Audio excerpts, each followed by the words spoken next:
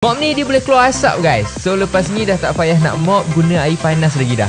Ok, jom mulakan sesi meracun. First kali dekat bahagian belakang ni dia ada satu kompartmen untuk letak air. So dia punya kapasiti untuk water tank ni adalah 500ml. Dia punya kabel ni boleh tahan panjang juga. Dia bagi dekat situ 5 meter dia punya kabel. And dekat sini dia ada satu butang je. Just tekan je dekat sini. Dekat depan ni dia ada satu skrin yang menunjukkan suhu steam mop korang. Bila dia dah panas sikit, dia akan keluar wap tu dekat situ. And dia ambil masa just 15 saat je untuk capai suhu maksimum dia, iaitu 140 degree Celsius. Nampak tak? Tak sampai 100 degree Celsius lagi tapi wap tu dah banyak dah.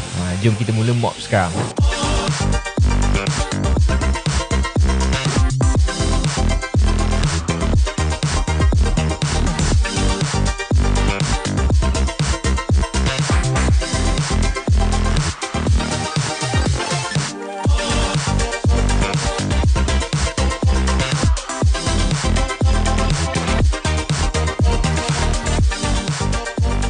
Korang tengok tu, kotor kan? Tak perlu risau sebab dia boleh tanggalkan je macam ni. And dia memang senang je nak basuh. Mop ni korang boleh guna dekat semua permukaan. Korang nak mop dekat lantai, dekat laminate, dekat marble, dekat ceramic tile